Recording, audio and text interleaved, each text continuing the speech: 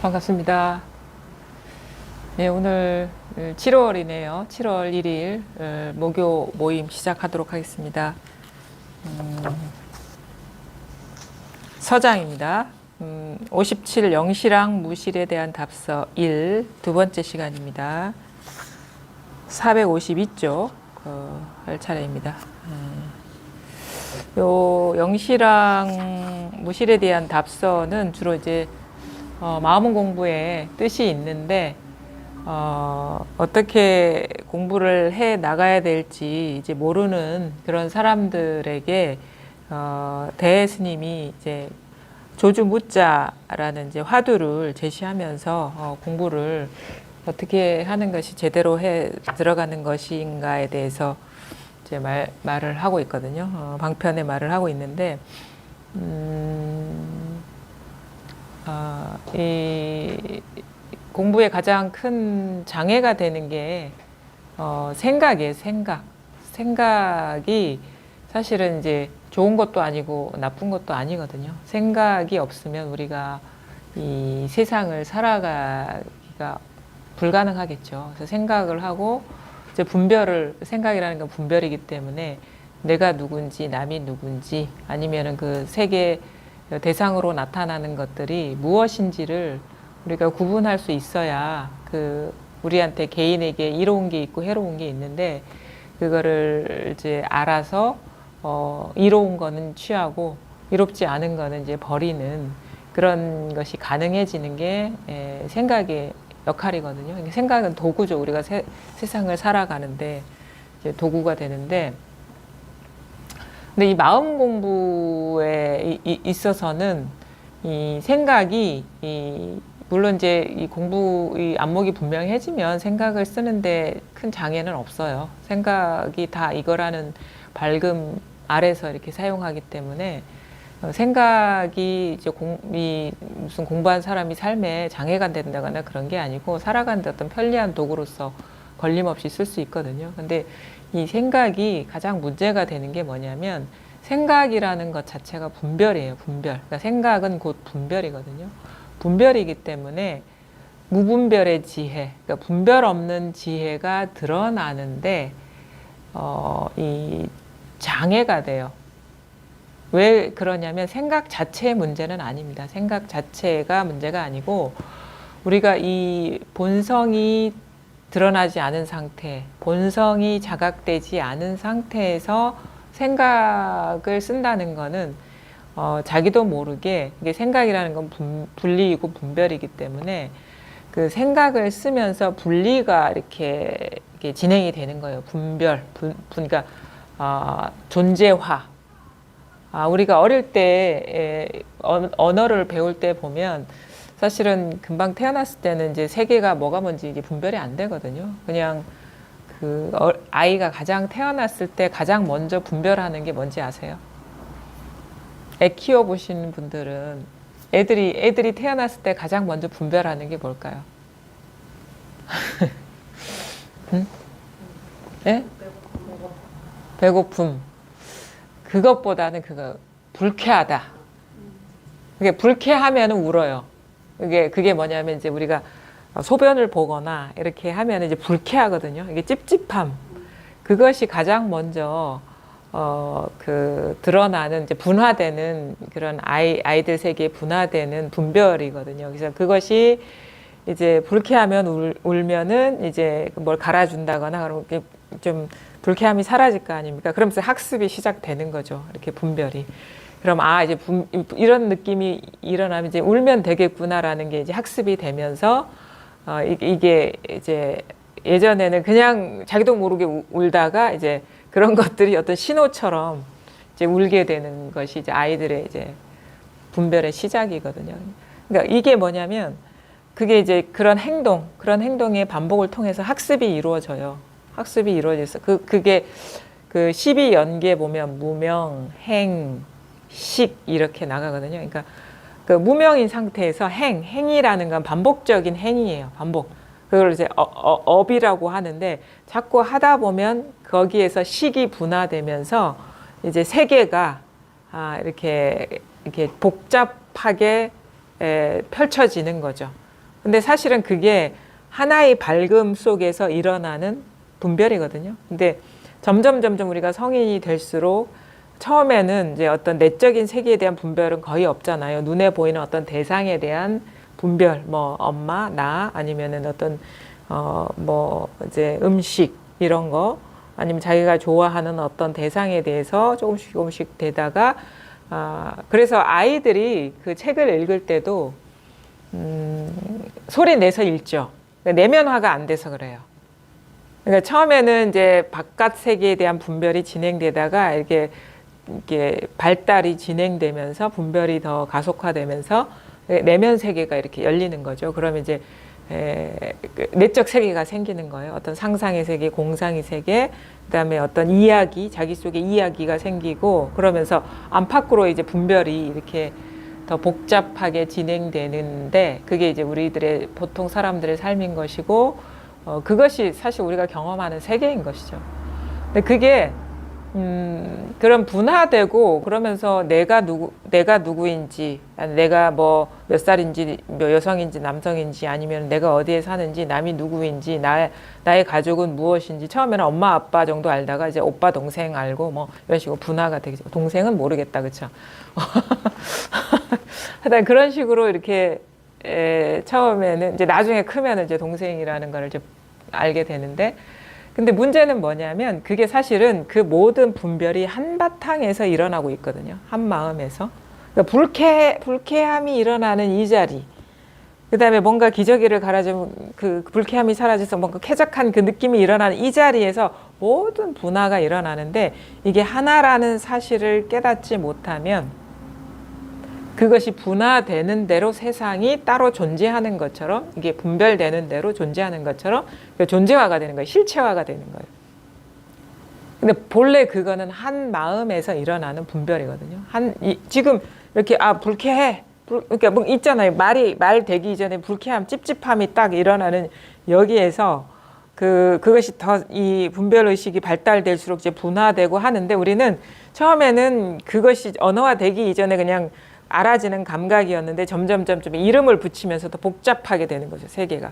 근데 그것을 이제 따로 있다고 보는 거예요. 근데 이 모든 것이 일어나는 경험을 보면은 이게 분화되어 있지 않습니다. 그냥 이게 통으로 드러나고 있습니다. 사실은 여기에서 꽃과 나와 죽비가 우리는 따로 있다고 여기는데 이게 꽃과 나를 분리시킬 수가 없어요. 지금 이 경험에서. 그 다음에 꽃과 죽비를 분리시킬 수가 없어요.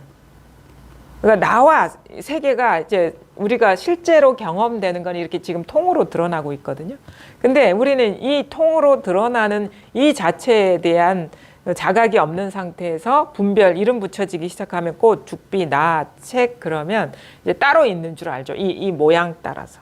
근데 사실은 꽃이 됐든 죽비가 됐든 이제 책이 됐든 내가 됐든 지금 이렇게 일어나는 그냥 분별상입니다. 이런 식으로 감각적으로 이렇게 드러나는 잘 우리가 체험의 순간에도 이거 문득 더 선명하게 확인하게 되는데 문득 어떤 대상을 보면서 이렇게 자각이 될 때는 잘 보세요. 여기 체험 어떤 소식이 오신 분이 계실 텐데 저 같은 경우에 이렇게 처음에 딱 이 소식이 올 때 이렇게 보면 저희 선생님은 스승님이 항상 손가락을 들어 보이셨거든요. 손가락을 들어 보이셔서 처음에는 그러니까 법이라는 것을 말씀하시면서 손을 들어 보이신단 말이에요. 그러면은 이 분리된 손 안에 제가 뭐가 법이 있는 줄 알았어요. 그러니까 자꾸 이렇게 이겁니다 하면서 손을 들어 보이니까 이 분리된 이거 손에 아니면은 이 손은 모양 있는 것이고 분명히 이 손 뒤에 모양 없는 게 숨어 있을 거야. 그래서 그걸 보려고 되게 이 대상에 몰입했던 것 같거든요. 근데 체험의 순간에 우리가 이 본성을 자각할 때는 이 손하고 특별하게 관련이 없어요. 그러니까 꼭 손이 들려야만 이걸 깨닫는 게 아니라는 걸 알게 되죠. 여기에 손을 들든 아니면 죽비를 들든 아니면은 그냥 가만히 있든 이런 식의 어떤 대상이 뭔지와 상관없는 것이 드러납니다. 이것이 딱 자각되는 순간에는 이 대상이 전체적으로 이거라는 게 딱 그냥 이 하나에서 꽃과 죽비와 나와 책이 이렇게 통으로 드러나고 있다라는 걸 알게 되는 거예요.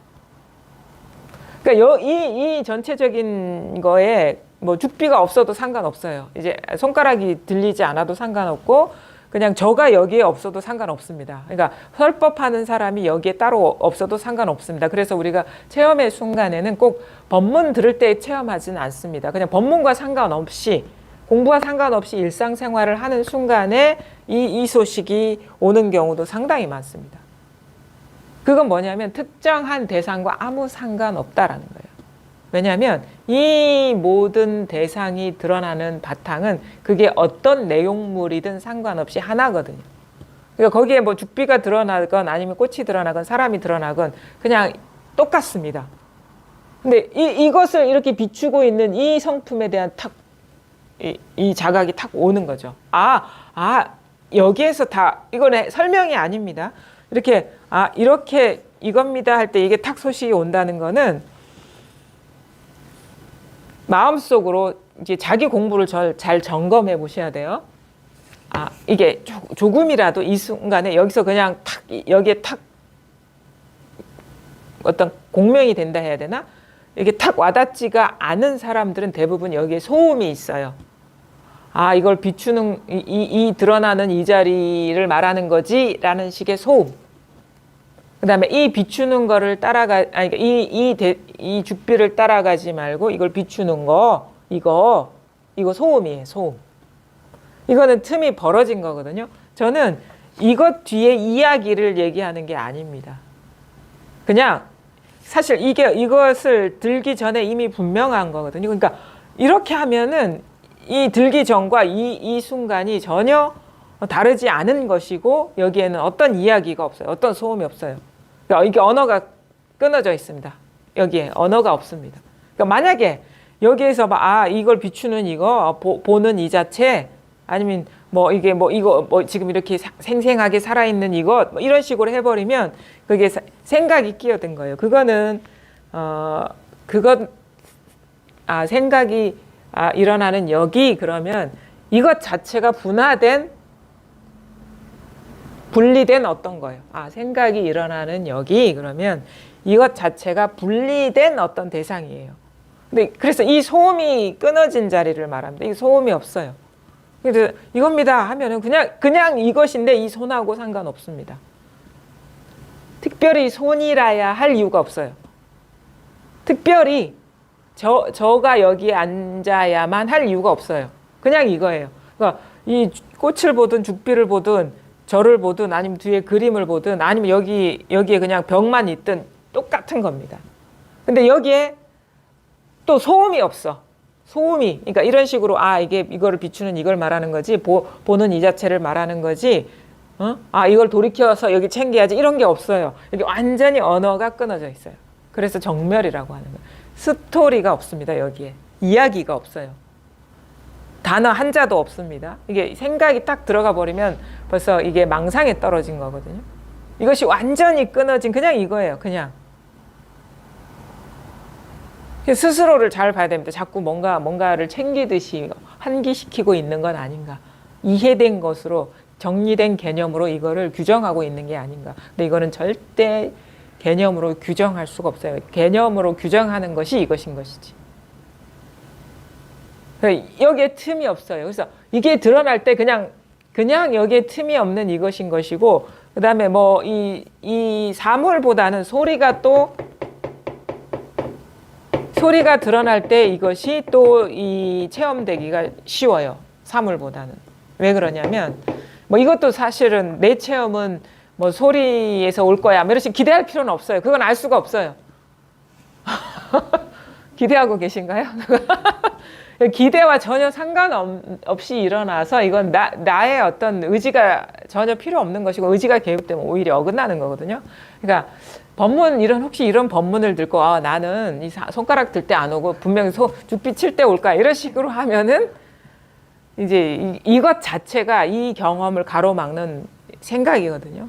근데 희한하게 이 소리에서 더 와닿는 이유는 우리가 이렇게 손가락을 이렇게 들어 보일 때는 뭔가 이 대상 사물이 있는 듯한 느낌이 강해요. 그러니까 우리의 이 눈이 이 무상함, 눈앞에 있는 사물이 무상함을 감지하는 게 좀 쉽지가 않아요. 왜냐하면 이 벽이 항상 그대로 그 모습 그대로 있을 것 같고 이 육체가 그대로 있을 것 같거든요.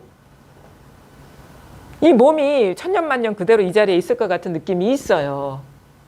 그리고 그건 뭐냐, 우리의 시력이 이걸 못 따라가요. 이 무상함에. 근데 이거를 더 정밀하게 관찰하면 끊임없이 여기도 변하고 있고 막 주름이 지고 있고 세포가 변하고 이거 감지가 되는데 우리의 시력이 그걸 못 따라가요. 근데 막 이렇게 시력이 좋은 사람은 금방금방 이제 뭐 머리도 이렇게 자라는 것도 감지될 수 있는 사람도 있죠. 그런 능력이 발달하면.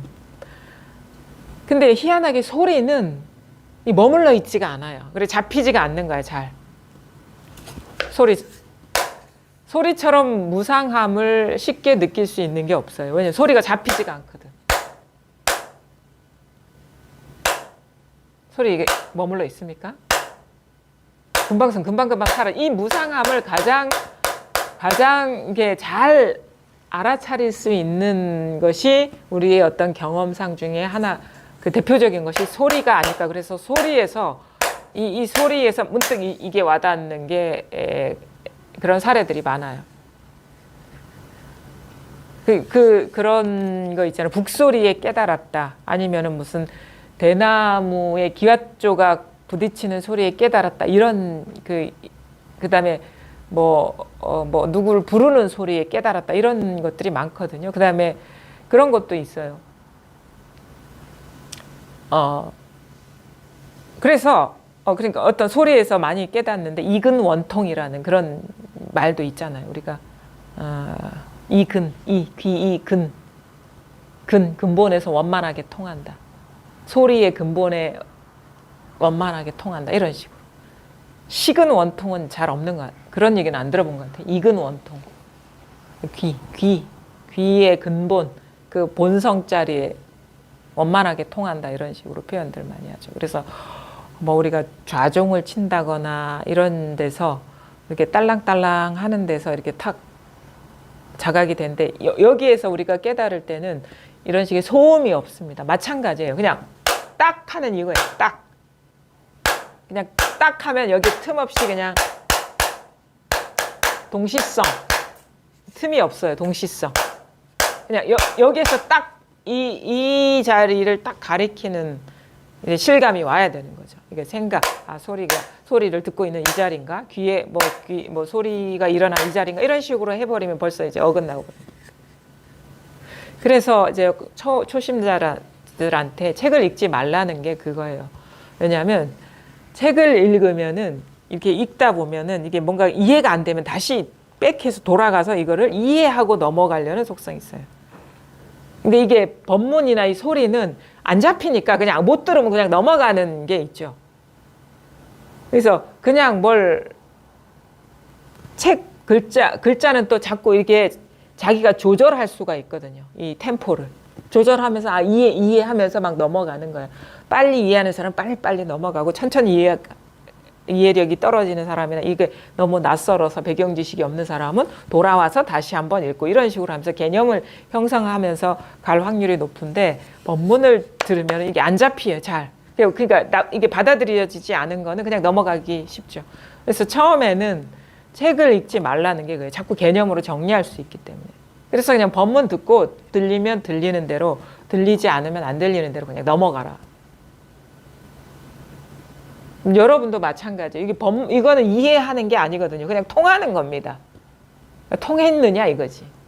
통하는 것이지 이거를 알았느냐, 뭔가 정리가 됐느냐, 이런 것이냐 저런 것이냐가 아니고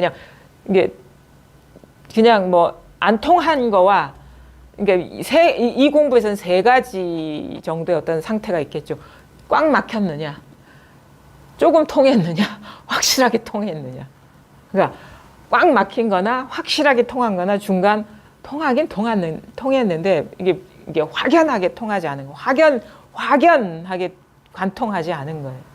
그게 뭐냐면 자꾸 이 꽉 막힌 거는 이제 뭐가 뭔지 모르죠. 다 헤매 다니는 거예요. 근데 이게 딱 통하면 와닿긴 와닿는데 뭐가 또 따로 있는 듯한 느낌. 그래서 활연 관통이 안 된 거예요. 확연하게 통하지 않은 거예요. 온 우주가 이거라는 게 확실하게 와닿지 않고 이게 통하지 않은 거. 그다음에 확실하게 통한 거는 예외 없이 모든 것이 이것이구나라는 게 밝혀지면 어떻게 되냐면 모든 것의 실체성이 다 사라져 버려요. 놀라운 일이에요. 그러니까 공부가 이게 여기에 딱 통하고 내가 예외로 두고 있던 그 모든 것이 이것이구나라는 걸 확인해 가는 어떤 여정이에요. 다른 거 없어요. 아주 단순합니다. 공부는. 이게 안 통하면 통해야 돼. 근데 통할 때 처음엔 체험이 아주 강력하게 오는 사람이 있고 뭔가 이 일체가 다 하나로 탁 체험이 되는 사람이 있고 어떤 사람은 뭔가 쓱 와닿긴 와닿는데 이것 따로 있고 뭔가 대상삼을 따로 있는 듯한 느낌이 있어요. 근데 이거는 의심할 수가 없고 모든 의심이 다 이거고 그냥 여기에서 어떤 언어가 끊어졌어. 이런 가리켜 보이면서. 근데 뭔가 이 몸이 따로 있는 것 같고 이 물체가 따로 있는 것 같은 느낌은 여전히 남아있는 상태. 근데 중요한 거는 뭐냐면 이게 뭐 큰 체험이 왔느냐 그냥 이게 확실하게 일체감으로서의 체험은 아니지만 이게 싹 와닿았느냐 이 차이는 별로 중요하지 않다고 봅니다. 왜냐하면은 이게 처음에 확 와닿아서 전체가 나의 어떤 사람들이 이런 얘기하는 사람 있거든요. 내 몸이 없더라. 그냥 일체가 다 하나더라. 이런 식의 체험을 얘기하시는 분이 있는데 체험은 그냥 체험일 뿐이에요. 그 지혜가 아닙니다. 그건 지혜가 확 열린 게 아니에요. 그 말은 뭐냐면 지혜가 확 열렸다는 거는 일체의 그 모든 분별이 확 벗겨진 게 아니에요. 그건. 그래서 빽하지 않는 그런 지혜가 열린 게 아니에요.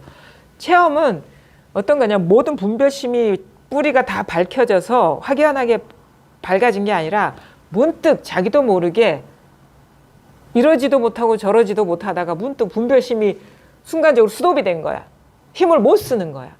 그 상태에서 문득 탁 일체감을 확인한다거나 아니면 그냥 이 자리가 딱 와닿은 거거든요. 그럼 어떻게 시간이 지나면 어떻게 되냐? 이 조건이 맞으면 또 분별심이 확 일어납니다. 아직 뿌리가 다 밝혀진 게 아니기 때문에. 그럼 어떻게 되냐면 이 이후의 공부는 이 체험을 했다라는 증거는 뭐냐면 체험을 했다라는 증거는 뭐냐? 여기에 딱 와닿는 거예요. 소음이 끊긴 이 자리가.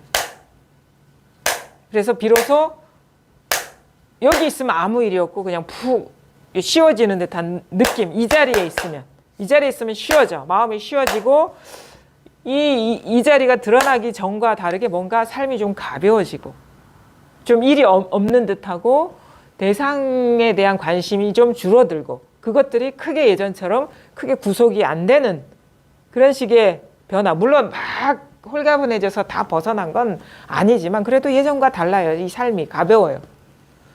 그러면서 가장 중요한 건 뭐냐면 그냥 법문만 들어도 그렇게 될 수는 있어요. 삶이 가벼울 수 있어요. 법문만 들어도. 왜냐하면 내가 가만히 보니까 법문 듣기 전에는 이게 세상이 다 따로 있는 줄 알았거든요. 꽃도 따로 있고 컵도 따로 있고 과거도 따로 있고 그래서 과거를 살았던 내가 있고 현재를 사는 내가 있고 미래를 사는 내가 따로 있는 줄 알았는데 법문을 듣다 보니까 아 그게 아니구나. 과거도 여기서 일어난 생각이구나. 미래도 여기서 일어난 생각이구나. 굳이 있지도 않은 것 같고 내가 고민할 필요가 없구나. 현재도 이게 머물러 있는 게 아니구나. 이런 얘기를 듣다 보면 자기도 모르게 이렇게 놓아집니다. 집착이. 집착이 놓아지면 자연스럽게 삶이 가벼울 수밖에 없어요. 집착 때문에 무거운 거니까. 근데 그건 이해가 작동될 때의 일이지 만약에 그게 이제 진짜 부지불식간에 생각이 없을 때는 뭐가 뭔지 몰라요, 이 사람은. 근데 만약 이게 와닿은 사람이라면 당연히 과거, 현재, 미래가 이거라는 것이 이제 와닿고 진짜 막 그 생각이 없어도 뭐 이걸 찾는 마음이 없습니다. 생각이 없더라도 이게 의식적으로 환기시켜야지 이것이 되지 않아요. 근데 이게 법문만 듣고 가벼워진 사람 이걸 의식적으로 자꾸 환기시켜야 돼. 조작이야. 수동.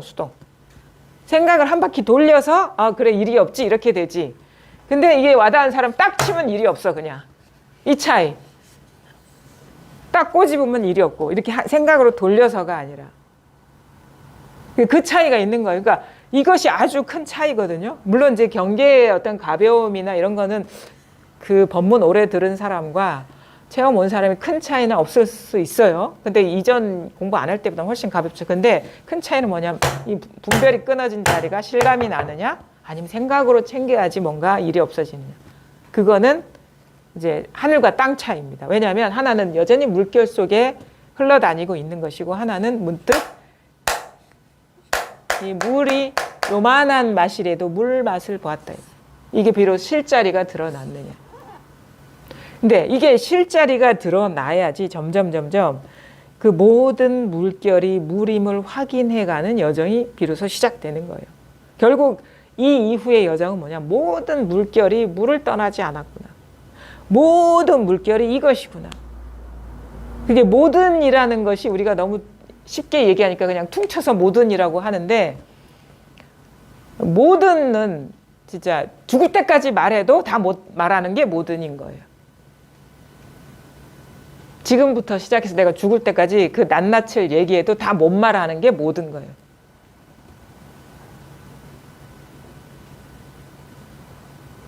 그러니까 만약에 이 컵 안이 이 우주라고 칩시다. 너무 작게 비유했는지 모르겠지만 아니 이 공부방이 우주라고 칩시다. 이거 너무 좀 실감이 안 나니까. 근데 이 안에 있는 거를 여러분이 죽을 때까지 분별해서 얘기해 보십시오. 다 얘기할 수 있느냐. 이게 모든 거거든. 이 방 안에 모든 거거든. 그게 책도 있고 컵도 있고 뭐 죽비도 있고 아니면은 이 실 한 올 한 올 뺀 것도 모든 것이고 그다음에 여기 공기 차가운 거 먼지 지금 에어컨 필터 청소 안 하면 그 먼지도 수두룩하잖아. 그거 하나 얘기해. 그 죽을 때까지 그 필터에 있는 먼지 하나씩 이름 붙여서 얘기해도 다 죽을 때까지 얘기도 말 못하는 거야. 그러니까 만약에 이 방안이 우주라면 이게 모든이에요. 모든. 근데 이 우주라는 게 이 방 안에만 있습니까? 이 방 밖에 나가 보십시오. 그리고 이게 이 지구상의 일만이 아니고 아니 지구상에까지 갈 필요 없어. 내 마음 안에 있는 일도 낱낱이 얘기해도 한도 끝도 없어요. 일어나는 분별. 그 다음에 내 마음 안에 있는 거 아니면 몸 밖에 있는 거 뿐만 아니라 뭐 한평 안에 있는 것까지도 얘기하면 한도 끝도 없는데 이 방 밖에 나가는 이 남산동 너머에 부산 너머에 뭐 이제 경상도, 그 다음에 뭐 남한, 북한, 그 다음에 아시아, 그 다음에 뭐 유럽, 오세아니아, 아메리카, 남극, 북극, 잘 알죠? 저 아프리카까지. 뿐만 아니라 이 지구 전체, 그 다음에 이 태양계를 품고 있는 그 은하계, 그 우리가 상상할 수 있는 그 끝까지 다 모든 거예요.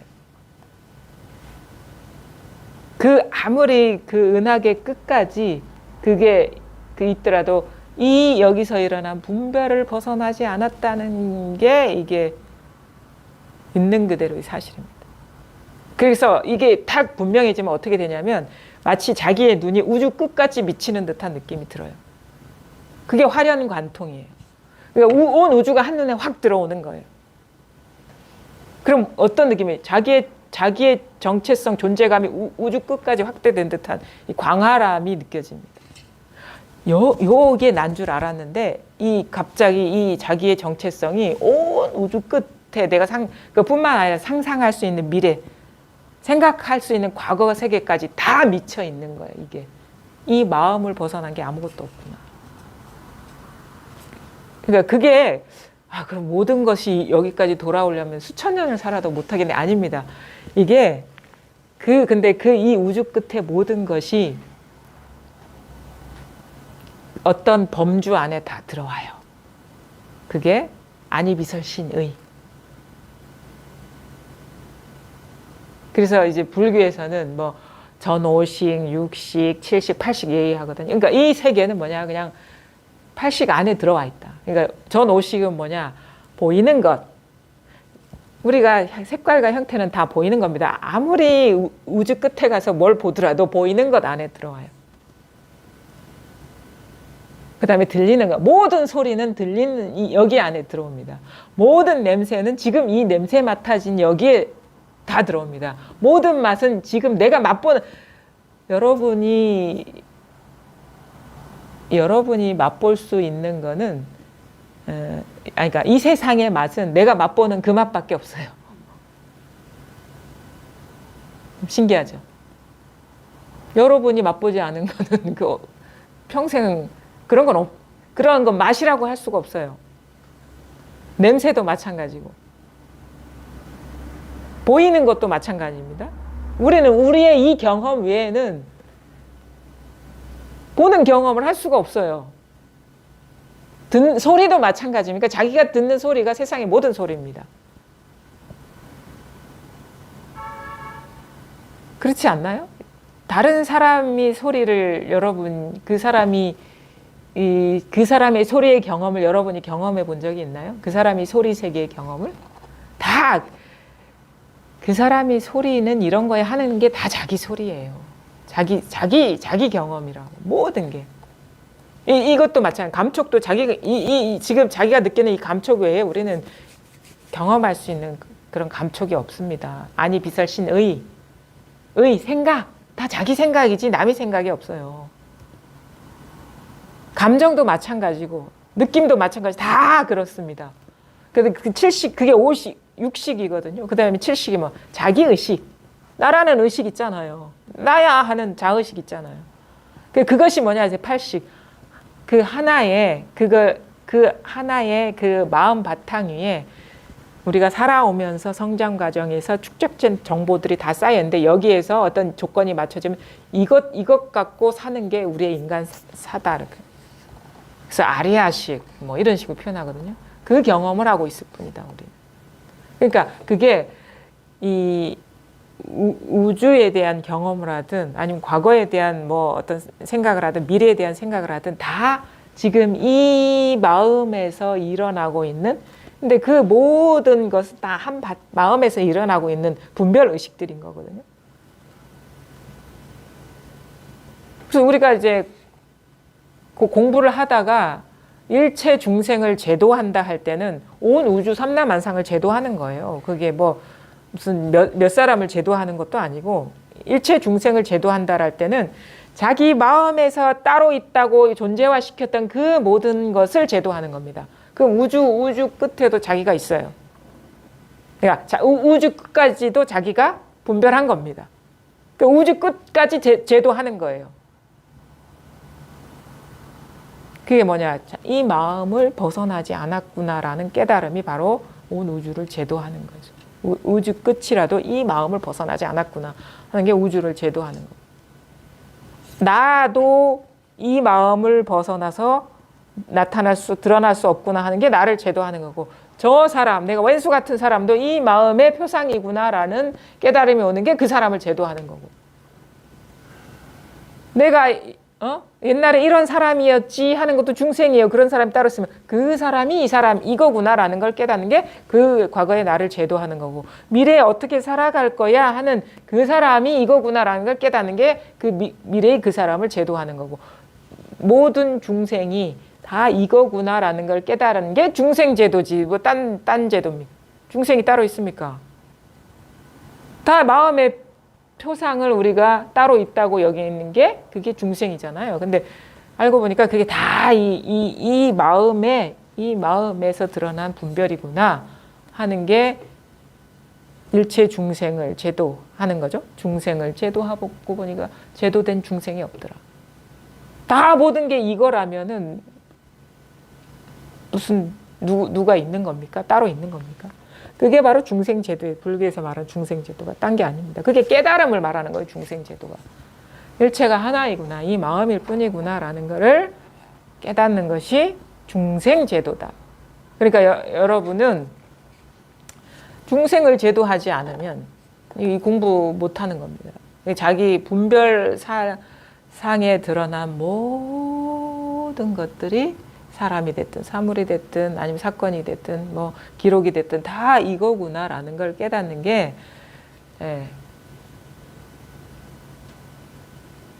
이게 공부인 것이고, 그러니까 여러분 공부를 하겠다고 마음 먹으신 분은 이제 다 그런 소명을 갖고 하셔야 되는 거예요. 누구는 제도하고 누구는 제도 안 하고 저 사람은 뭐 공부 잘하니까 제도할 수 있을 거고 나는 뭐 못하니까 그냥 내 공부나 해야지. 그게 공부가 아니에요. 불교에서 말하는 중생제도는 그게 아닙니다. 그래서 지금 이 순간 이 마음이 드러나고 이 모든 것이 이것을 떠나지 않았구나라는 거를 깨닫는 게 이제 마음 공부인 거고 마음 공부의 성숙인 것이고 그게 안목이 분명하게 열리는 거예요. 근데 예외를 두고 있잖아요, 여러분. 몸뚱이가 따로 있는 것 같고, 이 앞에 있는 사물이 따로 있는 것 같고. 근데 평소에는 내가 별로 애착하지 않는 거, 관심 없는 거는 그게 뭐 바로 서 있든 누워 있든 나한테 문제가 안 돼. 근데 내가 되게 나하고 밀착돼 있는 거 아니면 내가 귀하게 여기는 것들이 따로 있는 듯한 그 느낌은 아주 오래 가죠. 그건 뭐냐면 내 마음이 거기에 집착이 돼서 분리시키고 있는 것이지 그게 따로 있는 게 아니에요. 그거를 못 보고 있을 뿐이에요. 그러니까 이제 공부를 하면 할수록 일단 이 자리가 딱 드러났으면 이제 안목이 이제 날카로워져야 됩니다. 미세해져야 돼요. 왜냐하면 분별은 너무 순식간에 일어나거든요. 처음에는 이제 이런 거칠게 드러나는 것들이 이제 잘 보이니까 여기에서 이게 이거구나라는 게 확인되는데 우리가 이제 특히나 마음에서 일어나는 이게 미세한 어떤 분별들 있잖아요. 미세한 거. 미세한 어떤 분별의식, 특히나 어떤 공부에 대한 어떤 상이라든가 아니면은 어떤 자기가 생각하는 어떤 바람직한 공부 상태 아니면은 바람직한 공부인의 상 아니면은 어떤 무슨 안락한 분위기, 편안한 어떤 상태, 일이 없으면 공부라고 생각하고 뭔가 심란해지고 산란해지면 뭔가 잘못된 것 같은 그런 느낌들. 그래서 자기 관점에서 공부를 해요. 자기 기준이 딱 있어. 그러니까 우리가 세상을 살아오면서 가장 삶의 가장 굵직한 기준이 뭐였냐면 나한테 이로우냐 이로우지 않느냐예요. 그게 가장 큰 대원칙이에요. 우리 중생들의 대원칙은 뭐냐면 어떤 일이 벌어지고 어떤 경험을 하고 어떤 현상이 벌어졌을 때에 우리가 이 상황을 판단하는 대원칙은 뭐냐? 이게 나한테 이익이 되느냐, 이익이 되지 않느냐, 이로우냐, 이롭지 않느냐. 그래서 내가 생각하는 선은 뭐냐? 나한테 이로운 게 선이야. 내가 생각하는 악은 뭐냐? 나한테 해로운 게 악이야. 기준이 이 자기 중심적이죠.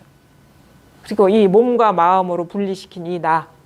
그래서 피부 안에서 일어나는 사고는 큰 사고인데 피부 밖에서 일어나는 사고는 뭐 괜찮아. 뭐 그럴 수도 있지 뭐. 아주 견고하게 뭐 자기 중심적이죠.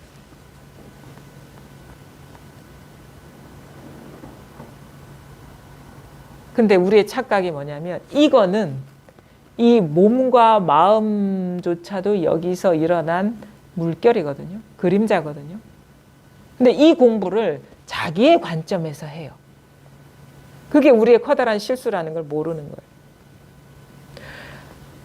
이 진짜 배기는 이건데 몸과 마음을 비추고 있는 이것이 변함없는 도인데 이 몸은 변하잖아요. 마음도 변하고. 근데 우리의 실수는 뭐냐면 자기의 관점으로 공부가 잘 되고 못 되고 맞고 틀리고를 판단하고 있다라는 거예요. 그러고 있지 않나를 잘 보십시오.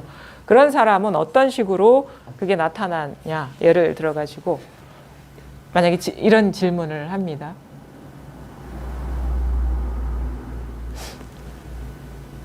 요즘은 자꾸 예전 같지 않게 시끄러운 생각이 일어나고 자꾸 잠도 안 오고 마음이 산란해요. 뭔가 공부가 거꾸로 가는 것 같아요. 이거예요. 너무너무 예전에는 뭔가 금방 체험했을 때는 되게 마음이 편안했는데 어느 시점 지나고 나니까 더 막 마음이 예민해지는 것 같고 더 화도 잘 나고 어?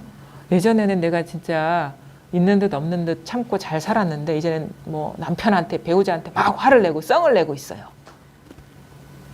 공부가 거꾸로 가는 거 있어요. 공부가 되면 그 화가 다 사라져야 된다는데 탐진치에서 탐진치가 사라진다고 하는데 저는 화를 더 잘 내고 있거든요. 그렇죠?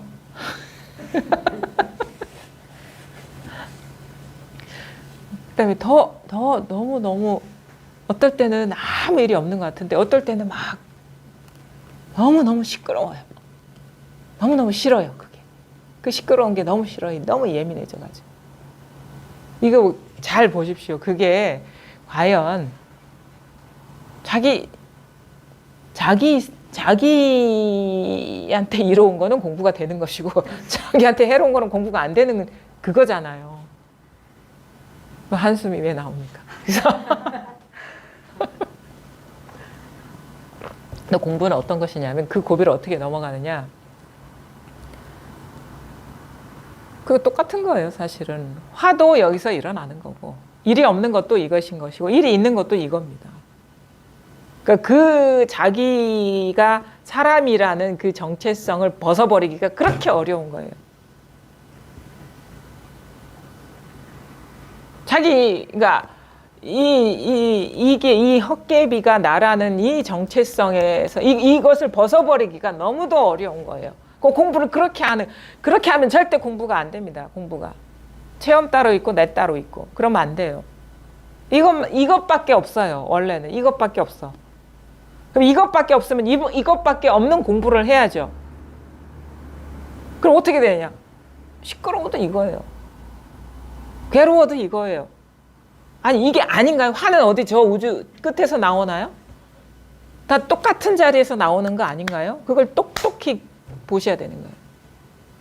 시끄러운 건 어디 딴 데서 나오나요? 딴 데서 이렇게 쏘아 올려진 겁니까? 다 여기서 일어나는 거거든요. 잠 설치는 것도 여기서 일어나는 거고 괴로운 것도 여기서 일어나는 거지 어디 딴 데서 오는 건가요? 그걸 왜 배제시키려고 하나요? 그거는 내가 공부하려는 것이고 공부의 주인이 사라져야 될 나가 공부의 주인이 돼 있어. 그놈이 범인인데. 근데 그놈의 종사하는 그런 공부를 하고 있는 거예요. 그놈을 더 강화시키는 공부를 하고 있는 건 아닌가 잘 보셔야 됩니다. 이 공부는 뭐냐? 이거 항상 얘기하잖아요. 내가 없다. 무아 공부다. 그럼 뭐야? 내가 쓸모가 없어져야 돼요. 내가 무용지물이 되어야 돼. 내가 힘이 없어야 돼. 그러면 자기를 중심에 놓고 공부하는 게 아니라 여기에서 그 모든 것을 볼 줄 알아야 되는 거예요. 이 자리에서. 이것뿐이라는 걸 봐야 되는 거예요. 그 모든 경험이 다 이것뿐이다라는 걸 봐야 되는 겁니다. 그러니까 얼마나 공부가 디테일해지고 세밀해지고 새는 구멍이 없어야 되는 거예요. 그러니까 우리가 막 새는 게 있으니까 어떨 때는 되고 어떨 때는 안 되고 그다음에 너무 심란해지니까 공부가 안 되는 것 같아요. 이런 말이 나올 수가 없어요. 심란해지는 게 너무 이것을 증명을 해. 시끄러운 게 너무 살아있어요. 통증이 살아있어요. 고통처럼 우리가 발발하게 깨어있음을 증거하는 게 뭐가 있습니까? 때려보세요. 얼마나 살아있나.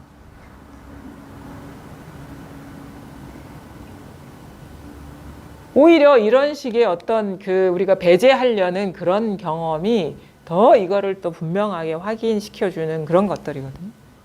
근데 우리는 딱 자기가 들어가지고 야 이건 아니야 이건 맞아 이런 식으로 판단하고 있어. 이 취사 선택 간택을 하고 있잖아. 간택. 누가 간택을 해? 한 놈이 간택을 하지 내가 하지 누가 간택을 해요. 그게 신신명에도 나오잖아. 지도 문안 유형 간택. 지극한 도는 어렵지가 않는데 간택을 꺼려할 뿐이다. 누가 간택해? 내가 간택하고 있잖아요. 그러니까 그 간택한 기준에 따라서 이거는 공부가 조용하면 되는 것이고 시끄러우면 안 되는 것이다라는 그거에 빠져가지고 시끄러우면 그러니까 공부가 안 되는 것 같아. 이런 식으로 질문하고 있는 거예요. 그게 공부다. 시끄러운 게. 시끄러움을 떠나가지고 도가 어디 있느냐. 그것이 이것이다라는 게 예외 없이 확인돼야 됩니다. 좋고 나쁜 게. 그게 이게 공부입니다. 지금 아니 잘 보십시오. 아니 여기서 우리가 깊은 잠에 빠졌을 땐 좋고 나쁜 게 어디 있어요? 분별 안 할 때 여기서 분별은 모든 분별은 여기서 일어나는 거거든요. 여기서 일어나는 거잖아요. 어디 우리가 잘 보세요. 깊은 잠에 들 땐 분노가 어디 있습니까? 분별하니까 그런 게 있는 거지. 그 찰나간에 일어나는 분별 의식이 훅 끌려가가지고 그게 그 끌려간 뒤에 또 이건 공부 아니고 꿈 속에서 꿈 깨는 꿈에 빠져 있는 거예요. 그건. 그러니까 입만 열어도 어긋났다라는 게 그거예요. 우리 입만 그게 뭐냐면 깨닫고 보면 입 여나 안 여나 분명하면 아무 걸림이 없는데 깨닫지 못하면 입을 열 때 분명히 이것이다 하는 마음으로 입을 엽니다. 우리가 저것이다 하는 마음으로 입을 열고. 그래서 분명해지기 전까지는 이게 이것이다 저것이다 하는 거에 우리가 빠져 있어요. 그래서 이제 개구즉착이라고 하는데 공부가 분명해지면 입 열어도 문제 없고 입 닫아도 문제 없는 게 되는 거예요.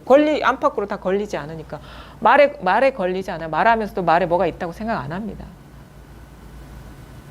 말 많이 한다고 해서 그 사람한테 허물이 있는 게 아니에요. 그 사람이 그 말을 취하고 있느냐, 집착하고 있느냐, 그걸 진실하다고 여기고 있느냐, 그게 죽었다 깨나가도 옳다고 여기고 있느냐, 아니면 다른 것보다도 우월하다고 여기고 있느냐.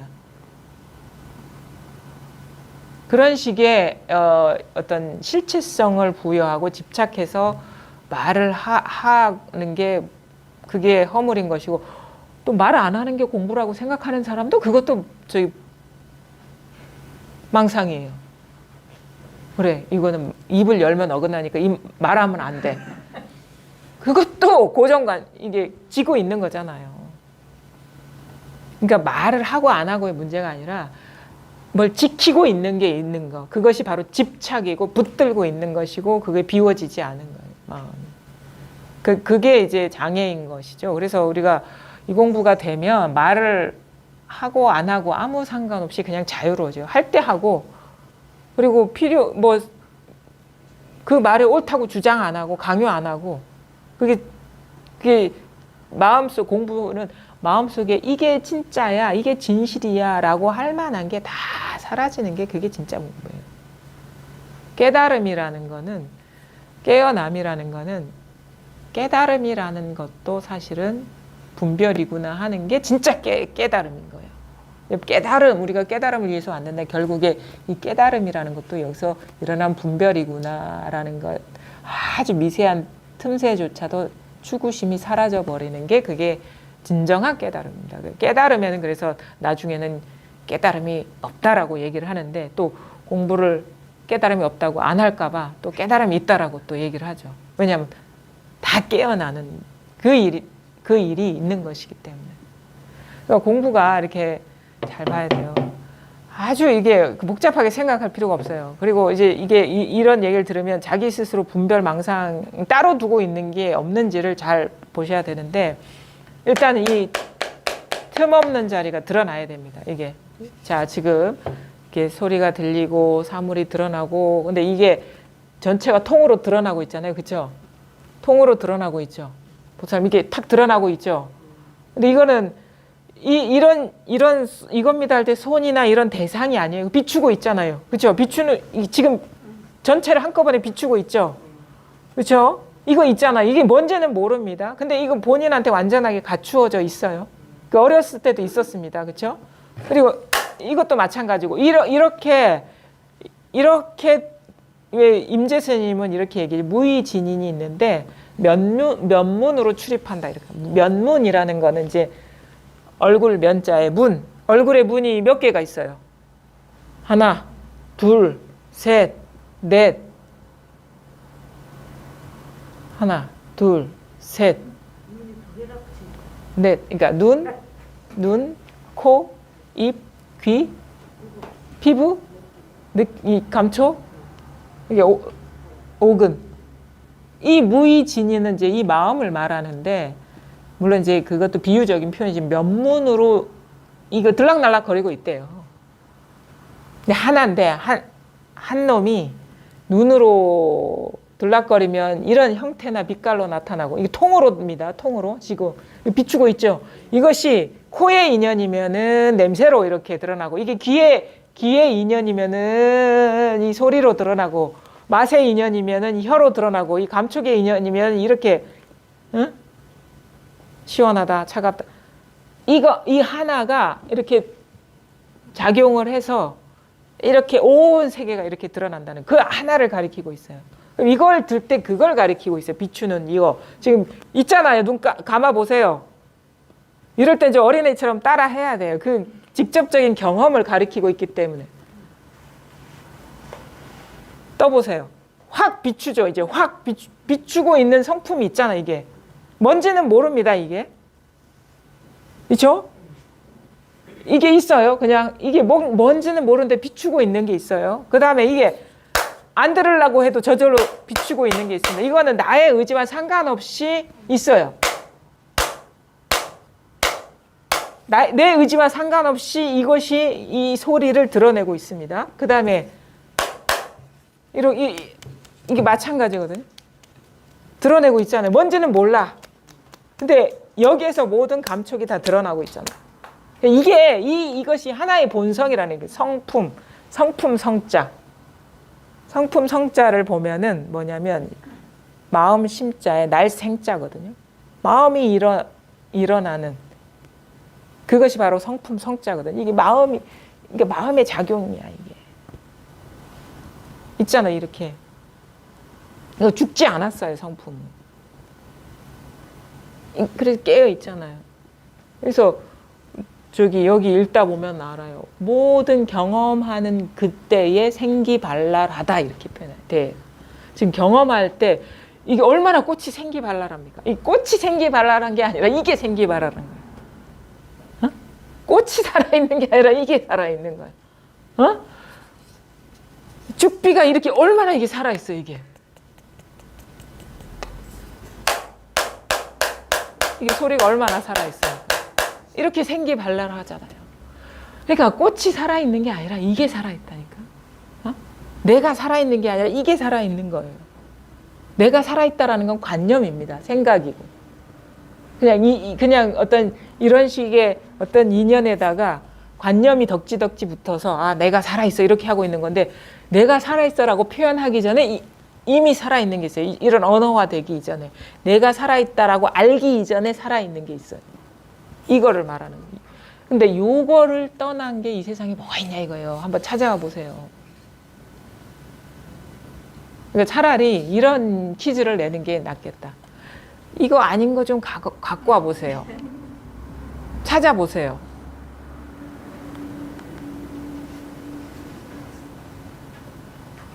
이게 아닌 거를 찾아보시라고. 그러니까 이거 아닌 거를 찾아오는 거를 복권에 걸어야 되겠다. 그거는 절대 손해보지 않는 복권이에요.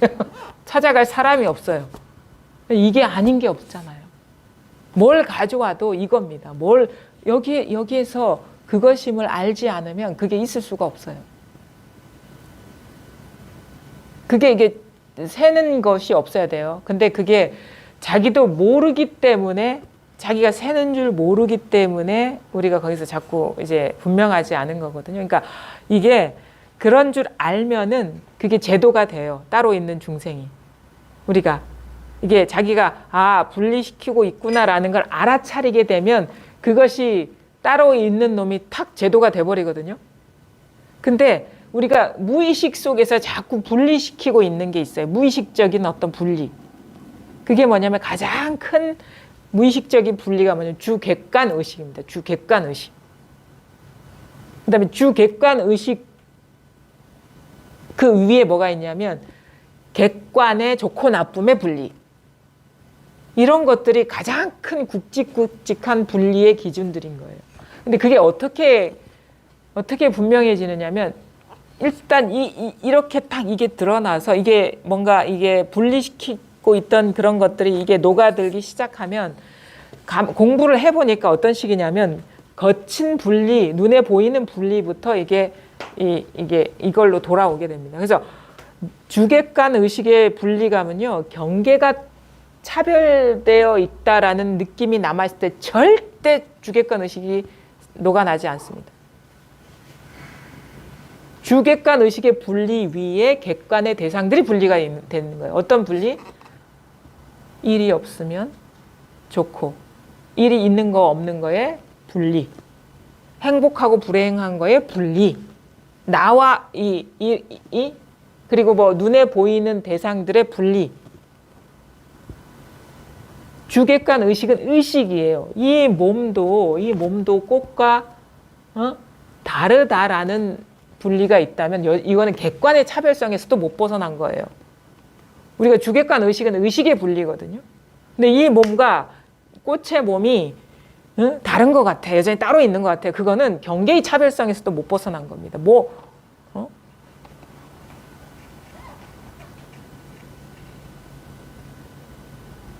이게 여전히 내가 몸이 남아있는 상태인 것 같아요. 그러면은 나중에 알게 됩니다. 몸에서 이렇게 탁 뭔가 자유로워지는 전환이 와도 여전히 자아의식이 남아있다라는 거. 뭐를 내가 쥐고 있으면 어떤 법이라는 상이 잔잔하게라도 남아있으면 그거를 대상화하고 있는 자아의식이 있다라는 걸 나중에 알게 돼요. 몸을 벗어났어도. 그래서 에고, 자아의식, 진짜 무아라는 게 이 현실이구나라는 게 깨달아지는 거는 참 이게 쉽지가 않아요. 너무도 이렇게 이 고질적인 깊이 잠재된 의식이기 때문에. 그건 의식입니다. 몸도 여전히 따로 존재하는 듯한 느낌이 남아있으면 여전히 자아의식도 남아있는 거예요. 그래서 불교에서 얘기하잖아요. 이 색계의 중생이 색계를 넘어서 무색계, 그 의식이 세계, 의식의 세계가 남아있는 거야. 몸이 나라는 그 물질감에서 벗어나고 나서도 여전히 중생세계라는 거예요. 그 중생세계라는 건 뭐 주객관 의식이 남아있다라는 거거든요. 자아의식이 남아있다는. 그러니까 공부가 얼마나 이게 단순하고 복잡한 경로는 아닌데 얼마나 날카롭고 예리하게 안목이 열려야 되느냐라는 거는 또 그거는 또 공부가 그런 면에서 쉽지가 않은 거예요. 그래서 진짜 어떤 그런 식의 어떤 이런 이 날카로움이 있어야 돼. 세밀하게 볼 수가 있어야 돼요. 대충 퉁치고 넘어가면 공부가 안 됩니다. 그래서 이게 진짜 어떤 집요한 맛이 있어야 돼요. 공부에 대해서. 그냥 대충 살만하고 일이 없으면은 그냥 이렇게 그 미진함을 못 느껴서 놓아버릴 수도 있거든요. 물론 그게 공부가 그 공부해온 어떤 그런 것들이 다 사라지는 건 아니지만 그 이상의 도약이 쉽지가 않아요. 진짜 조금이라도 자기 스스로가 그래서 솔직해지라고 하는 거예요. 자기 스스로를 이게 솔직하게 들여다보지 않으면 자기도 모르게 이렇게 덮어놓고 있는 분리의식들이 있다라는 거를 그냥 뭐 사는데 큰 지장이 없으니까 이렇게 퉁쳐버려서 넘어가는데, 근데 그게 어느 순간 이제 진짜 지독한 경계를 만나면 진짜 내가 힘을 못 얻었구나라는 걸 알게 됩니다. 그러니까 웬만한 일상사에서는 일이 없는데 진짜 중요한 문제 있잖아요. 자기 삶에서 가장 중요한 부분에서 진짜 큰 문제가 생겼을 때는 그 힘을 못 써요. 큰 일이 생겼을 때. 그래서 공부는 평소에 항상 저희 그 선생님이 얘기했거든요. 공부는 평소에 그게 자기 공부가 확인되는 게 아니다. 큰 일을 만났을 때 확인된다. 큰 일에 닥쳤을 때 진짜 공부에 힘을 얻었는지 안목이 밝은지 그렇지 않은지 확인되지. 그냥 평소에는 그냥 웬만하면 그냥 가볍게 넘어간다. 법문 듣고 이 소식이 오고 적당히 스스로가 이제 공부의 중요도를 두고 하다 보면은 웬만한 문제에서는 쉽게 넘어가는데 진짜 중요한 문제, 진짜 큰일에서는 허둥대기, 십상이고 힘이 없다. 그래서 큰일을 겪었을 때 진짜 공부의 힘과 안목이 드러난다. 삶에서 오랜 시간의 삶에서 이제 공부가 이게 확인된다는 거예요.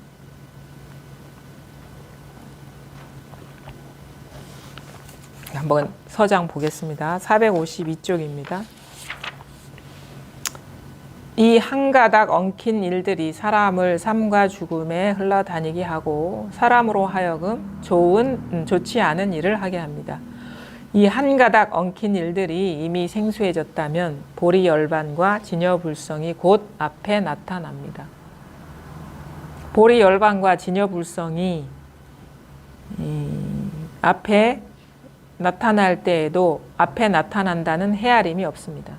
그러므로 옛 스님은 깨달아 진리에 들어맞고 나자 곧 말할 줄 알았습니다. 눈에 응할 때에는 마치 천 개의 태양과 같아서 삼라만상이 그 빛에서 벗어날 수 없고, 귀에 응할 때에는 마치 깊은 계곡과 같아서 크고 작은 소리를 담기에 부족함이 없다. 이러한 일은 남에게 의지하여 찾는 것도 아니고 남의 힘을 빌려서 되는 것도 아니고 인연에 응하는 곳에서 저절로 생기발랄합니다. 아직 이러하지 못하다면 우선 세간의 경계를 헤아리는 이 마음을 헤아림이 미치지 못하는 곳에다 돌려놓고 어떤 것이 헤아림이 미치지 못하는 곳인가 하고 시험 삼아 한번 헤아려 보십시오.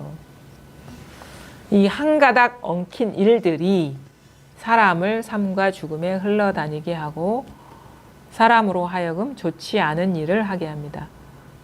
한 가닥 얽힌 일, 일련의 일, 일련의 예화, 한 가닥 이야기, 한 줄기 생각, 분별, 이야기, 스토리가 있는 이야기, 얽혀있는 이야기들, 생각들이 이 사람을 삶과 죽음에 흘러다니게 합니다. 그러니까 아직도 이 말은 뭐냐면 뭔가 이겁니다 할 때 생각이 남아있으면 이제 생각이 없을 때는 막막하고 뭐가 뭔지 모르고 그 다음에 이 사람은 여전히 생각의 지배를 당하고 있다. 그래서 생각을 벗어난 생각이 물들지 않는 자리가 드러나지 않았다라는 거예요. 생각에 의지해서 이게 챙겨지고 확인된다면. 그 말은 뭐냐면 번뇌에서 단 1도 벗어나지 못했다는 거예요. 왜냐하면 이 생각이 번뇌거든요. 생각에 사로잡히는 것이 번뇌입니다. 생각에 의지하는 것이 번뇌예요. 근데 이 자리는 생각이 미치지도 못하고 그래서 생각 이전 자리다 이렇게 얘기하거든요. 그 다음에 감정이 영향을 미치지도 못하는 자리이기 때문에 그 자리가 드러나지 않은 한 반드시 생각과 감정에 지배를 당합니다. 그게 번뇌예요. 우리가 뭐가 번뇌냐? 생각과 감정에 흔들리고 요동치고 지배당하는 것. 근데 생각과 감정을 벗어난 자리가 드러나지 않으면 100% 그거는 생각과 감정에 지배당하는 거죠. 그게 바로 생각과 감정이라는 이야기가 있잖아요. 분명히 이게 어떤 경계면 이야기가 있어요. 한 줄기가 됐든 한마디가 됐든 뭐가 있습니다. 네, 이것이 바로 삶과 죽음에 흘러다니게 한다 이거 사람. 왜냐면 우리 삶과 죽음은 다 생각이거든요. 이거는 삶과 죽음이 아니거든요. 삶과 죽음은 분별입니다. 그래서 우리가 생사해탈을 얘기할 수가 있는 거예요. 이 생각이 물들지 않는 자리가 드러났기 때문에. 그래서 이게 전부가 돼버리면 여전히 이게 드러났어도 여전히 어떤 생각에 사로잡히고 빠져 있으면 완전하게 자유롭진 않겠죠. 근데 그것도 이것이라는 거를 이렇게 깨달아 들어가면 그런 생각에서 이제 더 이상 이제 구속받지 않겠죠. 모든 생각에서 깨어나야 되는 거예요. 그래서 모든 생각이 다 이 제로구나, 아무런 실체성이 없는 이거구나라는 걸 깨달아지면 생각을 해도 생각의 굴림을 받지 않습니다. 그래서 이게 철두철미하게 이렇게 깨어나야 된다. 이 한 가닥 엉킨 일들이 이 사람을 삶과 죽음에 흘러다니게 하고 사람으로 하여금 좋지 않은 일을 하게 합니다. 좋지 않은 일이 뻔합니다. 이 공부에서 좋지 않은 일은 분별망상에 사로잡히는 게 좋지 않은 일이죠. 이 한 가닥 엉킨 일들이 이미 생소해졌다면 이제 생각하는 것도 생소하고 생각에 끌려다니지도 않게 되고 생각이 잘 일어나지도 않게 되고 분별하는 게 좀 이게 좀 쉽지가 않아요. 그래서 어떤 사람들은 이게 소식이 오면은 책이 잘 안 읽힌다, 생각이 잘 안 난다, 기억이 잘 안 난다 하는 거는 자기가 직관적으로 알아요. 이 자리에 있으면 아무 일이 없구나라는 게 본능적으로 알기 때문에 편안한 데 있고 싶어 하지 괴로운 데 떠다니려는 마음이 안 생깁니다. 그래서 자꾸 분별이 쉬워지고 일 없는 자리에 마음이 가게 되고 여기에 익숙해지게 되면 어떻게 되냐면 분별 안 하는 것이 자연스러워지고 분별하는 게 너무 어색해지는. 그리고 생각도 잘 안 일어나고. 왜 우리 옛날 어르신들 보면, 옛날 어르신, 요즘 막 나이 드신들 보면은 맨날 뭐 스테레오타입으로 몇 년 전의 일을 계속 진짜 눈에 보이는 것처럼 막 얘기하시는 경우가 있잖아요. 없는 일인데. 근데 그게 없는 일인 줄 알면 그런 생각이 안 일어나요. 어느 순간 이게 뚝 끊어져 버려요. 그 다음에 막 미래도 생각이 안 나요. 분별이 잘 안 일어나거든요. 이 한가닥 엉킨 일들이 이미 생소해졌다면 보리열반과 진여불성이 곧 앞에 나타납니다. 그러니까 보리열반이나 진여불성은 요거를 가리키는 건 보리열반이 보리심, 그 지혜, 깨어난 여기 열반이기 때문에 아무것도 없기 때문에 보리열반 이 깨어난 마음을 말하는 거거든요. 진여불성 이게 진여죠. 참된 거죠. 진여불성. 보리열반이나 진여불성은 이거를 가리키는 거예요. 이 자리. 이거를 가리키는 보리열반과 진여불성이 곧 앞에 나타납니다. 그러니까 이 엉킨 실타래들이 생소해져서 더 이상 분별이 이제 잘 일어나지 않으면 문득 체험하게 된다 이거예요. 보리열반과 진여불성이 앞에 나타날 때에도 앞에 나타난다는 헤아림이 없습니다. 이거는 열반이기 때문에 생각이 있으면 열반이 아니거든요. 열반은 정멸이잖아. 고요해서 다 멸한 거잖아요. 근데 생각이 있으면 열반이 아니죠. 그래서 이게 보리열반이구나 라는 생각조차도 없다. 그러므로 예수님은 깨달아 진리에 들어맞고 나자 곧 말할 줄 알았습니다. 이 아까 눈에 응할 때는 마치 천개의 태양과 같아서 삼라만상이 그 밑에서 벗어날 수 없고 귀에 응할 때는 마치 깊은 계곡과 같아서 크고 작은 소리를 담기에 부족함이 없다. 여기에 나오는 이 내용은 만신찬 속장경에 실린 어떤 내용인데요. 고성화상이 노래의 일부분이라고 해요. 한번 읽어볼게요. 이분의 노래가 눈에 응할 때에는 마치 천개의 태양과 같아서 삼라만상이 그 빛에서 벗어날 수 없다. 범부가 다만 아직 보지 못할 뿐인데 어찌하여 스스로 가벼이 여기고 물러나는가. 귀에 응할 때에는 마치 깊은 계곡과 같아서 크고 작은 소리를 담기에 부족함이 없다. 온 세상이 종과 북이 일시에 울리고 신령스러운 빛이 떠돌며 늘 이어진다. 그러니까 이거예요. 이렇게 눈으로 드러날 때는 태양보다 밝아요. 태양도 여기서 비추는 거거든. 태양빛도 여기서 비춰진 거거든요. 이 태양보다 더 밝은 거예요. 이게 없으면 태양도 드러날 수가 없습니다. 근데 소리로 드러날 때는 모든 소리가 여기에 크고 작은 소리, 아름다운 소리, 아름답지 않은 소리, 시끄러운 소리, 잡음, 소음, 싸우는 소리, 노랫소리 다 여기에서 드러납니다.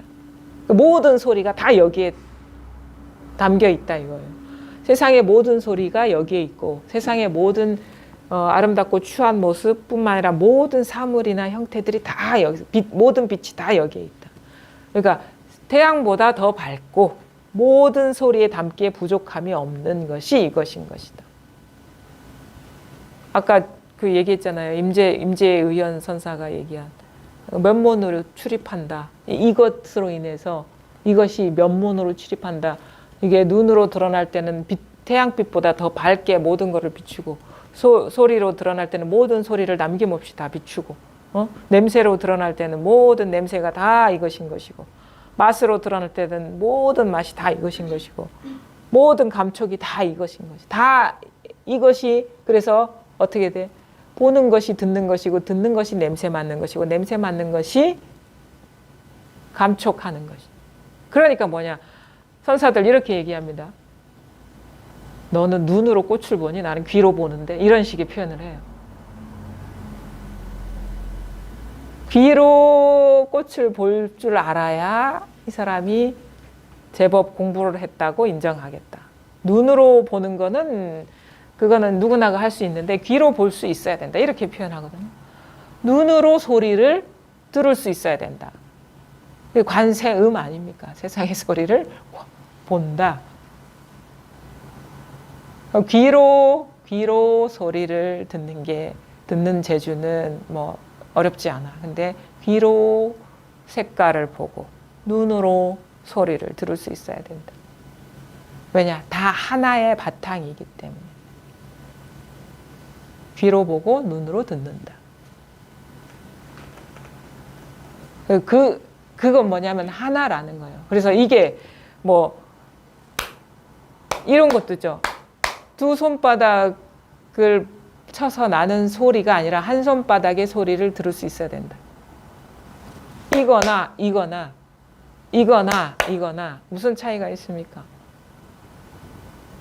분별하면은 이건 분명히 소리고 이거는 형태고 움직임인데 이게 어떻게 똑같습니까? 근데 이거나 뭐가 달라요? 그래서 마치 이게 너무 미스테리한 말처럼 그렇게 표현을 하죠. 근데 이거나 뭐가 다르가? 그래서 이게 자유자재로 이게 걸림이 없어야 돼요. 우리는 이제 눈으로는 무조건 봐야 돼. 어디 가서 귀로 본다 그러면 제정신이 아니라고 하겠죠. 근데 여기서 진짜 선사들이 말하려고 하는 건 딱 하나밖에 없어요. 일심, 모든 것이 일심이다라는 사실을 깨치게 하는 거거든요. 그게 있는 그대로의 사실이기 때문에. 그럼 뭐냐?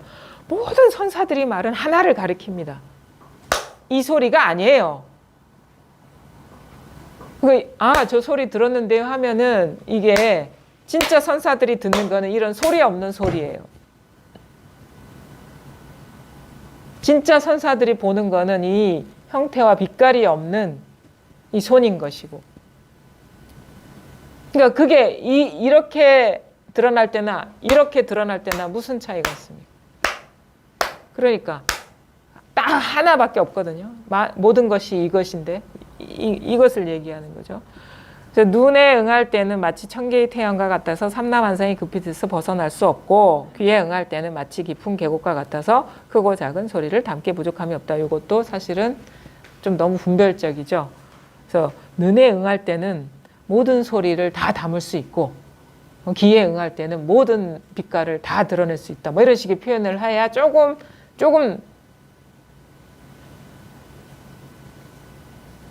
좀 어떤 깊은 안목이 드러났다고 할 수가 있겠죠. 이러한 일은 남에게 의지하여 찾는 것도 아니고, 잘 보십시오. 남에게 의지하여 찾는 게 아닙니다. 저한테서 찾는 게 아니에요. 이걸 잘 보셔야 돼요. 이겁니다. 그러면 여기에 뭐가 있다라고 여기면 남한테 의지해서 찾는 겁니다. 저도 막 그런 실수를 많이 했어요. 처음에 법문 들을 때 저기에 뭐가 있는 줄 알고 뭘 가르쳐 볼 때. 근데 이게 절대 아닙니다. 저한테 있는 게 아닙니다. 그 다음에 남의 힘을 빌려서 되는 것도 아니고, 남이 도와줘서 이게 달라지는 것도 아니고, 이게 자기가 밝혀내는 거예요, 스스로. 그러니까 자기가 밝혀낸다라기보다는 자기가 하는 모든 조작이 쉬워질 때 저절로 드러나는 거예요. 그게 자기가 밝혀낸다는 말의 진정한 의미거든요. 자기가 뭔가를 하려는 그 마음 밝혀내고 찾아내고 잡고 얻으려고 알려는 그 마음이 다 쉬워질 때 문득 대상으로 향하던 마음이 딱 끊기면서 그냥 일체가 이거구나. 이게 딱 자각이 되는 거죠. 인연에 응하는 곳에서 저절로 생기발랄합니다. 아직 이러하지 못하다면 우선 세간의 경계를 헤아리는 이 마음을 헤아림이 미치지 못하는 곳에다 돌려놓고, 헤아림이 미치지 못하는 곳. 한 생각이, 헤아림이 일어나는 거기는 헤아림이 미치지 못합니다. 헤아림이 일어나는 여기는 헤아림이 미치지 못해요. 다른 건 다 헤아려져요. 다 대상이기 때문에. 근데 헤아림이 일어나는 여기는 대상이 아니기 때문에 헤아림이 미치지 못합니다. 미치지 못하는 곳에다 돌려놓고 어떤 것이 헤아림이 미치지 못하는 곳인가 하고 시험 삼아 한번 헤아려 보십시오. 이거는 너무 방편이 별로 안 좋습니다. 헤아림이 뭐를 더 복잡하게 만들고 있어요. 헤아림이 미치지 못하는 곳, 이거예요. 그냥 여기예요. 여기 헤아림이 미치지 못하는 곳. 헤아림이 미처 분화되기 이전, 이제 헤아림이 미처 분화되기 이전 이 말을 들었으면 이제 법문을 듣는 방법도 제가 다시 알려드릴게요. 말귀를 알아들어야지 말을 들으면 안 돼요. 헤아림이 미치지 못하는 곳, 그러니까 헤아림이 미치지 못하는 곳 그러면은 이게 벌써 헤아려 버린 거예요. 이거 잘 알아들으셔야 돼요.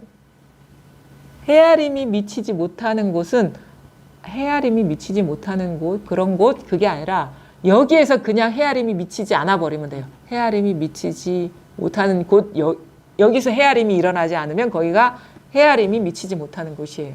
근데 벌써 헤아려 가지고 또 헤아림이 미치지 않은 곳을 또 찾고 있으니까 안 되는 거예요.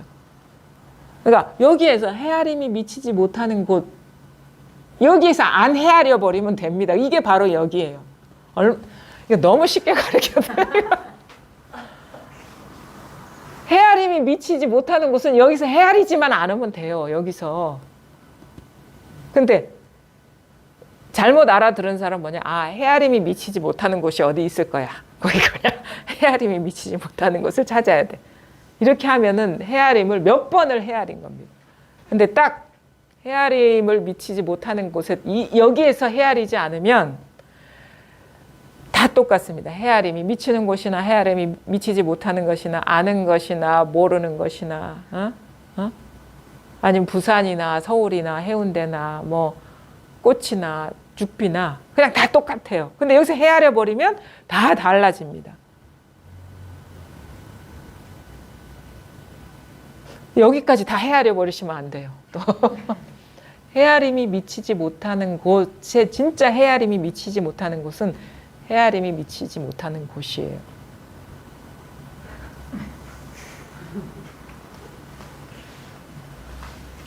이건 저의 화두입니다. 여러분 한번 이걸 나중에 헤아림이 요 공부에 막혔다. 헤아림이 미치지 못하는 곳을 가져와 보십시오. 다음 보살님. 헤아림이 미치지 못하는 곳. 헤아림이 미치지 못하는 곳이 어딜까요? 해. 그 헤아렸잖아요. 지금. 네. 그렇죠? 헤아렸죠. 헤아림이 미치지 못하는 곳. 진짜 마치 화두와도 같은 거네요. 이건. 여기서 헤아려 버리면 어긋나. 헤아리지 않아도 어긋나요. 왜 헤아리지 말아야지 하는 것도 헤아리는 거. 벌써 헤아림이 미치지 못하는 곳을 알아들어가지고 이제 헤아리지 말아야지 또 이러고 있는 거예요. 근데 헤아림이 미치지 못하는 곳 여기서 다 드러났습니다. 그냥. 그러면 이게 드러나면 어떻게 되냐? 모든 말에서 이게 확인되는 거예요. 헤아린다 해도 이거고 헤아리지 못한다 해도 이거고 안다 해도 이거고 모른다 해도 이거고 나다 너다 해도 다 똑같은 거예요. 이것이 이제 분명해지는 것이고 모든 말이 이것임이 분명해지는 것이고 그게 이제 우리가 뭐 일반적으로 강하게 묶여 있지 않은 데서는 금방 확인이 되는데 내가 강하게 사로잡혀 있는 것에는 여기서 이게 확 깨어나는 게 쉽지가 않아요. 그래서 그런 데까지 미세하게 따로 두고 있는 언어, 생각 그런 상태에서도 다 깨어나셔야 된다. 네. 하나만 더 하겠습니다. 한 승려가 조주에게 묻되 개에게도 불성이 있습니까? 하니 조주가 말하길 없다라고 하였습니다. 다만 이 없다라는 한마디를 당신이 가진 모든 솜씨를 다하여 짜 맞추어 보고 헤아려 보십시오. 사량하고 헤아리고 짜 맞출 수 있는 곳은 없습니다. 다만 가슴속이 갑갑하고 마음이 괴로움을 느낄 때가 바로 좋은 때이니 제8식이 거의 행해지지 않을 것입니다. 이와 같음을 느낄 때에는 놓아버리려고 하지 마시고 단지 바로 이 없다는 글자에서 스스로를 일깨우십시오. 일깨우고 또 일깨우면 낯선 곳이 저절로 익숙해지고 익숙한 곳은 저절로 낯설어질 것입니다. 그러니까 이분은 이제 조주 무자를 이제 화두로 이렇게 많이 제시를 했거든요. 이제 조주 선사가 어떤 승려가 물었어요.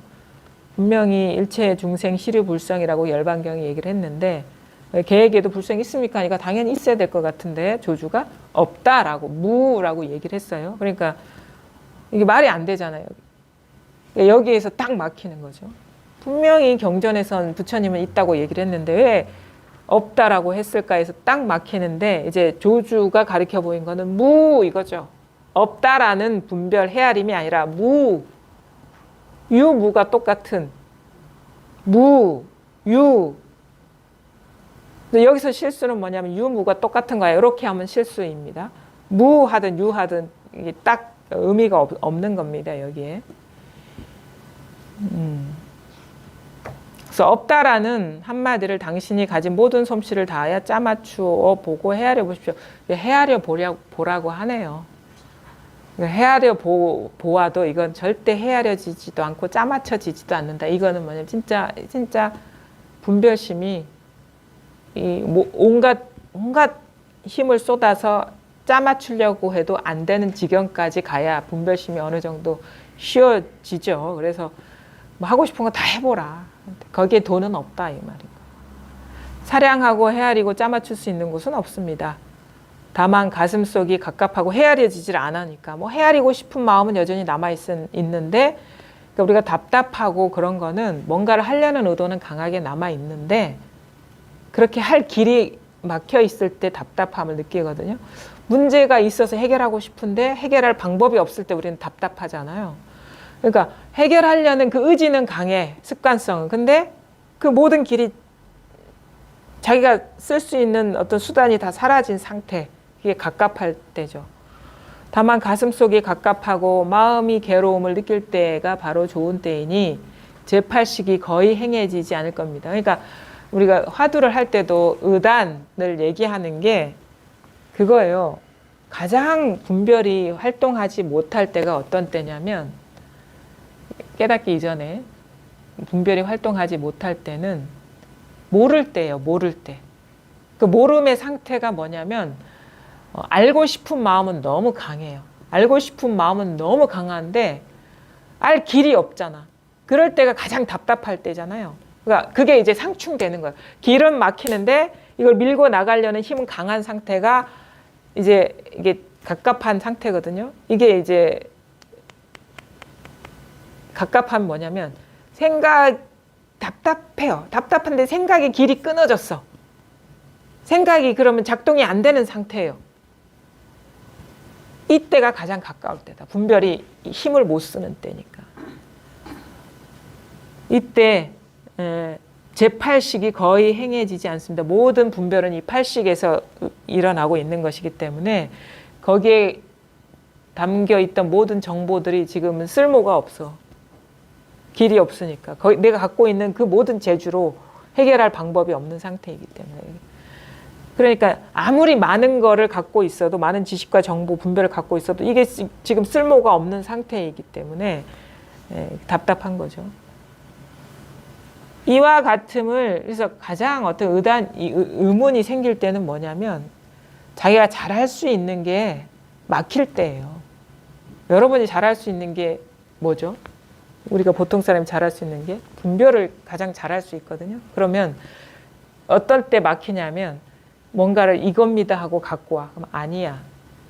그럼 한 구멍이 막혔어. 또 다음날 또 궁리를 해서 갖고 와. 그것도 틀렸어. 입만 열려면 틀렸어. 그럼 이제 처음에는 쉽게 궁리가 되던 이제는 길이 막히니까 그 생각이 이제 궁리거리가 점점 줄어들잖아요. 모든 생각의 길이 막혔을 때 그때가 진짜 어떻게 보면 답답할 때고 이게 의단이 탁 형성될 때. 분별하고 싶은 마음은 아직도 강하게 남아있는데 길이 없을 때 이때 분별이 녹아내리기 시작합니다. 그래서 의문이 가장 중요한 궁금해 죽겠어. 알 길은 없고 그게 바로 이제 마음에서 우러나와야 되는 거예요. 그래서 발심이 중요하다고 하는 거예요. 진짜 진리를 깨치고 싶어. 근데 다 차단당해. 그 상태가 제일 가까운 때입니다. 그러니까 발심이 얼마나 중요하냐 이거. 발심이 안 되면 궁금하지도 않아요. 진짜 진리를 깨치고 싶은데 내가 잘 쓰는 그 재주는 여기서 무용지물이야. 그래서 그 에너지로 사실은 이 뚫고 나가는 거예요. 알고 싶다. 죽기 전에 이거 꼭 깨쳐야 된다. 이 절박함. 이와 같음을 느낄 때에는 놓아버리려고 하지 마시고 단지 바로 이 없다는 글자에서 스스로를 일깨우십시오. 그냥 생각은 어떻게 할 수 없고 그냥 없다, 조주 무자를 일깨우라고 하는 거예요. 그 이제 꽉 막힌 상태에서. 일깨우고 또 일깨우면 낯선 곳이 저절로 익숙해지고 익숙한 곳이 저절로 낯설어질 것입니다. 이건 이제 화두를 이렇게 행하는 법인데 사실은 이때 탁 어떤 이런 전환이 있잖아요. 모를 때는 뭐냐면 알려는 마음이 강할 때인데 이때 한 발짝 더 뒤로 물러나야 돼. 모름을 비추고 있는 이거. 더 쑥 들어와 버리면 돼요. 모름은 지금 모름이라는 물결에 딱 갇혀 있을 때거든요. 근데 모름도 벌써 분별이라는 걸 탁 자각을 합니다. 모름이 탁 여기서 드러나고 있잖아요.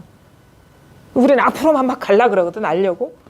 근데 이건 뭐냐, 회광반조라고 하듯이 이게 그러니까 한 길로만 분별을 한 길로만 갈라 그래요. 근데 막 뚫고 나갔는데 길이 없는데 이것조차도 여기서 일어난 이거구나. 모름도 대상이구나라는 자각. 모름도 여기서 일어난 분별이구나. 그러니까 뭘 봐야 되느냐? 대상으로 향하던 것이 이것으로 뭔가 마음의 눈이 확 전환이 와야 돼요. 밖으로만 향하던 것, 추구하는 방향으로만 향하던 그 마음의 눈이 이것을 비추고 있는 이것의 눈이 딱 맞아야 된단 말이에요. 비추는 이것, 비추어진 대상이 아니라 비추는 이것에 탁 초점이 맞으면 확 그 대상이 뚝 떨어져 나가죠. 그러면 이제 막힌 게 없어져 버리는 거예요. 거기서 확 해소가 되는 거예요. 막혔던 것이.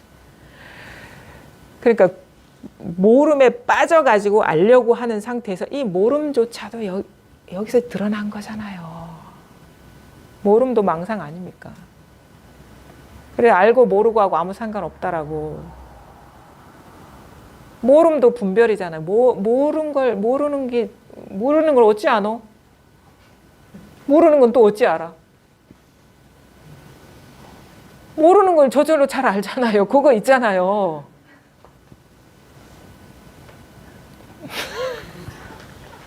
몰라요, 나도. 여기까지 하겠습니다.